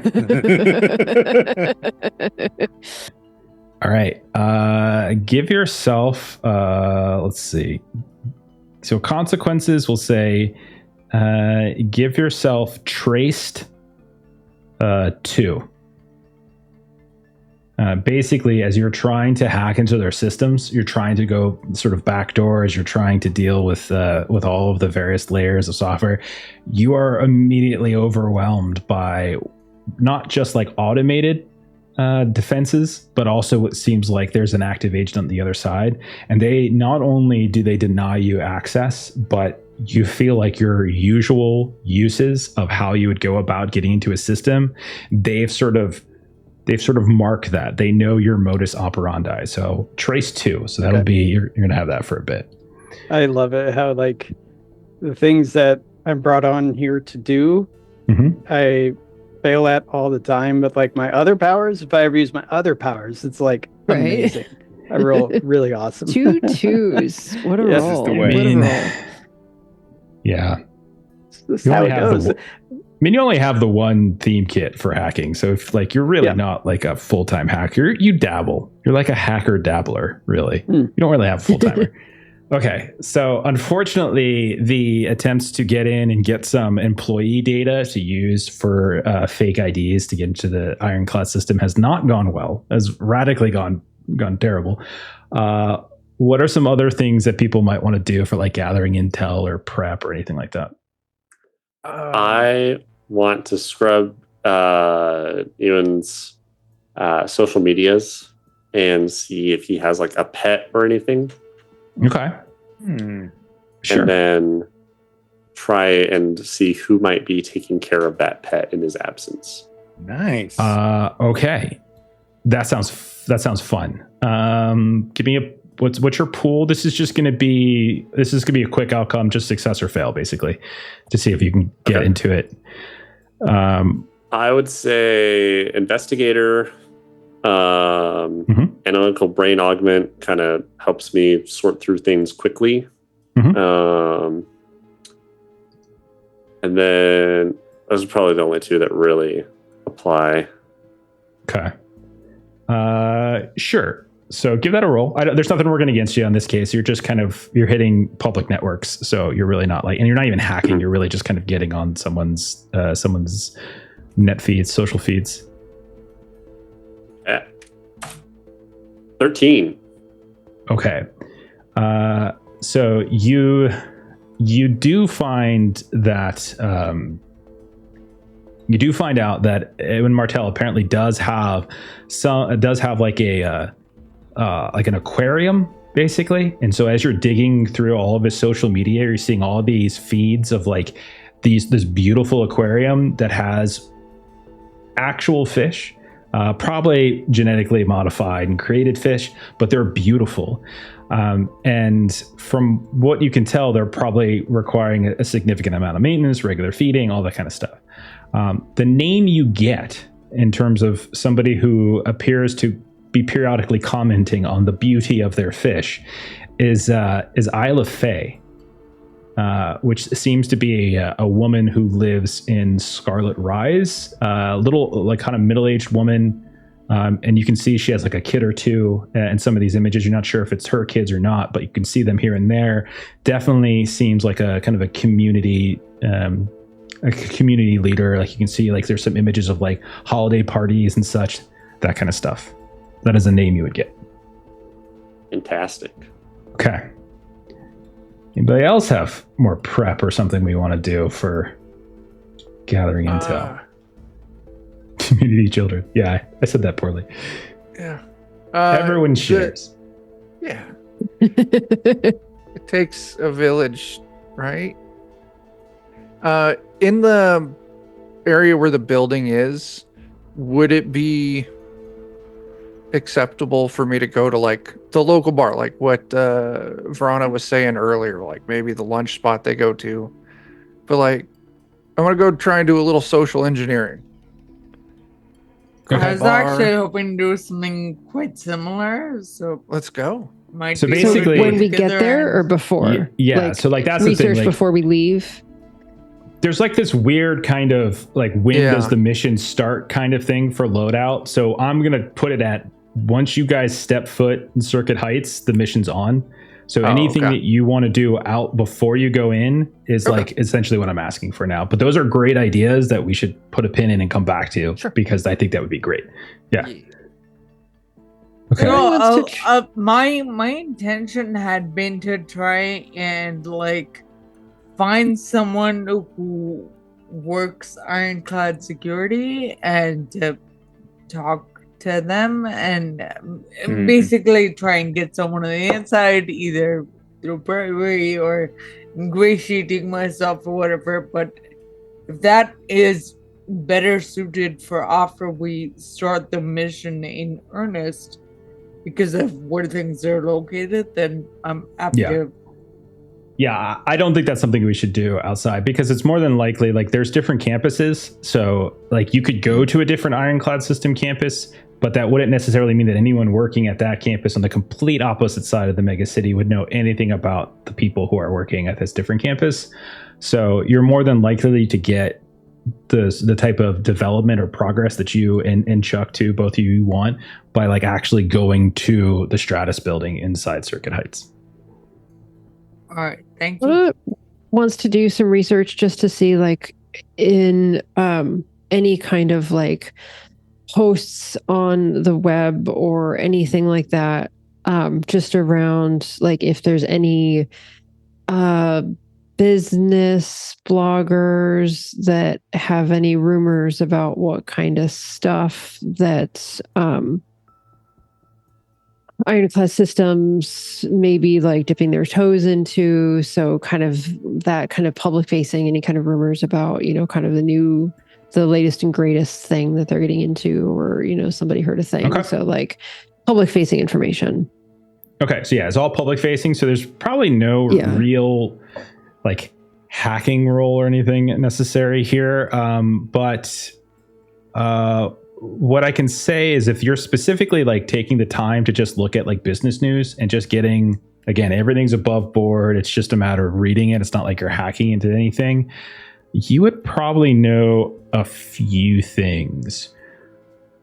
First, that there's essentially one rumor about some of their experimental tech that they're messing around apparently with like tech that can psychologically influence. So it's not, so like, you know that Ironclad is known for like paramilitary stuff. So we're talking about like exosuits, we're talking about guns, weapons, security drones, etc. Right?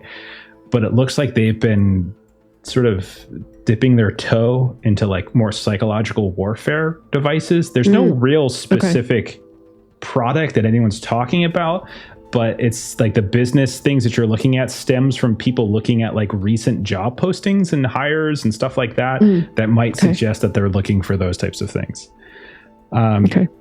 The other thing is that, you know, that they're, depending on where you read, you would notice that like on the surface they are publicly, like they're lauded officially for like public safety innovations, but you definitely know that they are squashing, like their PR department is working certainly an overload, and there's definitely a lot of like human rights abuses and things like that are being launched against them. But also, that's not necessarily unique to a corporation in this kind of setting. Okay. And then the other rumor you would know is that the CEO is like a person of no one never comes out in public. It's secretive, rarely appears in public. Whenever it does, like there's never, for some reason, they never have like, there's no photos of them, there's no data on them. You have a name, Devin Malrick, but you don't have like, there's not a single image or video of this person anywhere on the on any domain that you have access to freely. Okay. Got it. Thank you. All right. Anything else? Would this be okay? I don't know if I can do this, but and we may not even need it. But I would like to forge a set of official-looking prisoner transfer documents, and the tags I was thinking of using are worked unusual jobs. They have worked as prison guard and know what those papers look like. And also I have corporate investors, so maybe I know what ironclad paperwork looks like. I just don't see how those two things actually help you create a forgery. Like I think tags need to be directly applicable. And so like in this case, maybe we can make a case that your worked odd jobs applies. Like maybe you did some forgery at some point, like, and maybe that one would apply. Ooh. So like maybe you did something silly at one point, or maybe you forged something, or maybe you faked like movie tickets, or whatever it might be, right? So maybe you make that, and that one would apply. But I don't think the other one really would. That seems like a indirect way to get it, and I don't think that's what we're trying to do with tags. So I would say you get one. But if you're doing a prison transport, like to get into to deliver to Big Red, is that what you're thinking? And that's what I was thinking. Okay, so you could certainly try to do that. Similar to what Mallory tried, you're going to have there's two tags in place that are working against you. So you would essentially have a -1 on this. Okay. Let's see. Just saw Chuck roll a 22, and I'm like, oh, I gotta scroll down. So that is a 10. Okay, 10 is fantastic. So you classic Maitre, rolling a 5 and a 6. You would basically roll like this in Call of Cthulhu. So you have like a forged. So you can go ahead and write this in your. I don't know where exactly to put on your character sheet. You could put it as like just a. You could just put it in like your loadout maybe, because so we'll treat it like an item. Call it so we have forged prisoner transfer. Nice. You hit a 10, so you have 1 power to spend on it. So it would basically be with like in terms of the quality of it is like 1. So it's not the greatest forged document, but it's okay. Unless you wanted to take consequences to increase that to 2. Do you have a sense of what those consequences might be? I very much do, but they wouldn't be applicable right this second. They would be saving for a rainy day. I know exactly what it would be too. You know, I'm always gonna say yes to that, Dab. Okay, good deal. So yes. I'm gonna deliver those consequences at a later date. Oh, Okay. So, and my forged prisoner transfer document is at a level 2. What? Yeah. So if somebody were to like inspect it, for instance, like that would like you would basically get the benefit of that, because like that's how good the forges are. Okay. If that is all, if there's no more prep, we'll say that you all kind of meet up finally at your workshop or at your warehouse. You kind of get your final gear together. Do we want to do loadout now and then we'll call it for tonight so that we have it fresh in our minds and we can just hit the ground running? Yeah. Okay. Sure. All right. So basically, you all burnt all of your loadout tags at the end of mission. So you essentially you have 1 power to spend unless some of you saved some from downtime stuff. And you can unburn one of your loadout tags so that is basically the item that you're bringing with you. Okay. So I am bringing both my ritual dagger and my reanimated mummified hand / servitor control glove. Nice. Very nice. Fun. Chuck, you're taking your pendant. Is that right? The demonic pendant? Yeah, well, I'm going to take the pendant because I used my first downtime to unburn. And then I was just going to set on the other one. I'm also going to bring the silenced pistol. Oh, so you had an extra power. Nice. Okay. Fantastic. Yeah. Okay. Joe, what did you say you're bringing? I want to bring the sensory data recorder augment, which is You're not bringing kinda your like- van? No, not this It'd time. actually be useful this time. You actually drive around the neighborhood. We actually need to like hoof it somewhere. Okay. Yeah, Sensory data recorder argument. Okay. I like it. yeah. Because I'm imagining we're going to come across a lot of things that Clover wants to be able to record discreetly, Okay. as he's a weaponsmith, and we're going into a weapons manufacturer or military. Okay. So All right. Fantastic. Adam, do you know what you're bringing? Yeah, new phase kicker console again. So Gotcha. that way, when it comes time to hacking, I can have just one extra thing that can help me get just below a 7. Okay. And then my trade, you know what you're bringing? Your poor rolls. Just below Your poor 7. rolls. Poor guy. Firewall. Personal firewall. Okay, perfect. Yeah.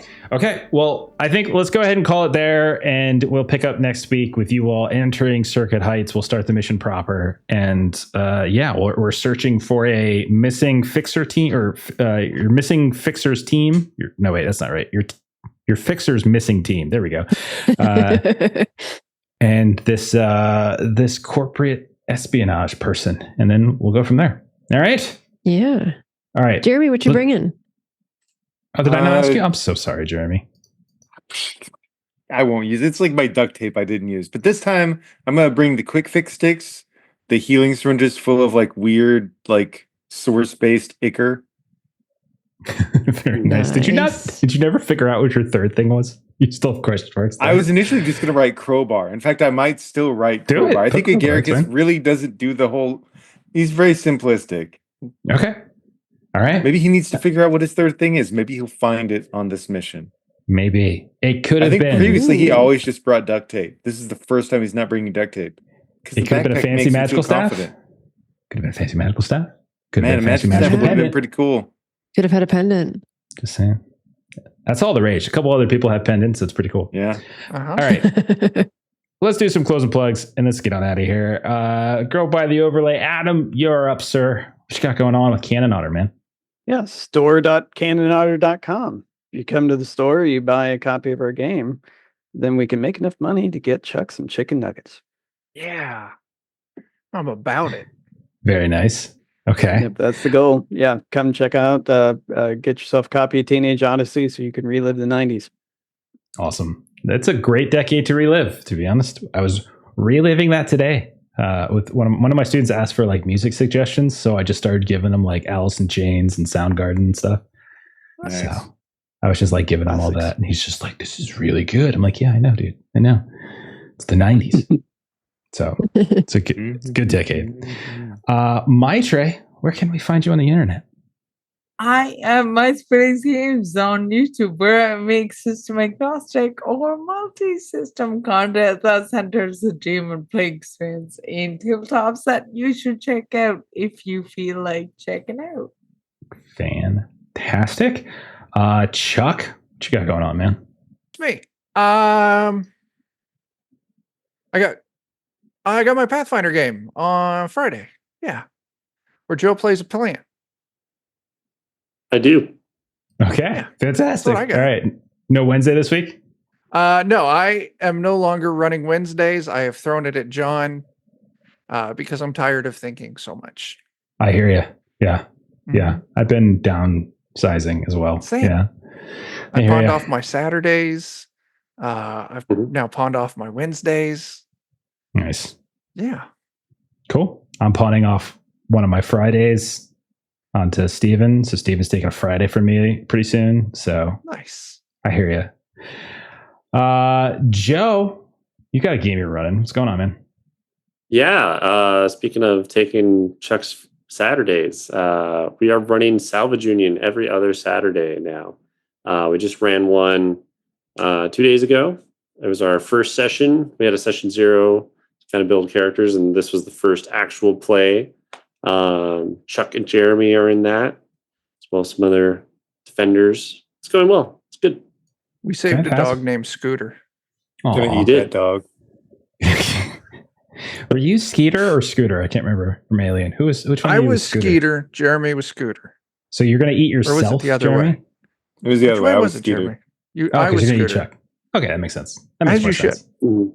All right. All right. As for us, we're done for the week, I think. Here in the US, we have a holiday on Thursday and then another one on Friday based in capitalism. So we're off this week. I think Steven's trying to get his internet working for tomorrow. So there's still maybe an outside chance, but probably not. And so we won't be back again until next Otherscape. So I think that's where we're at right now. But if something changes, we'll drop news on the Discord. Outside hope for Tuesday and Saturday, but I doubt it at this point. But that's it. Otherwise, check out the YouTube page. We got all sorts of stuff up there that we've been doing for years. And so you should hopefully find something on that page that will, I don't know, satisfy you in the meantime. Satisfy is a weird word. I don't like that. It'll be right interesting and it word. will entertain you. Yeah, something like that. All right, let's go ahead and raid somebody. We're gonna raid Dork Tales. They're playing some Dungeons and Dragons. You guys heard of this game before? So follow the raid. See how Mazes and monsters, sure, but yeah. Was it Tunnels and what's the other one? Tunnels and Tunnels and something? Trolls. Tunnels and Trolls. Yeah. All right. We'll see you later. Bye bye.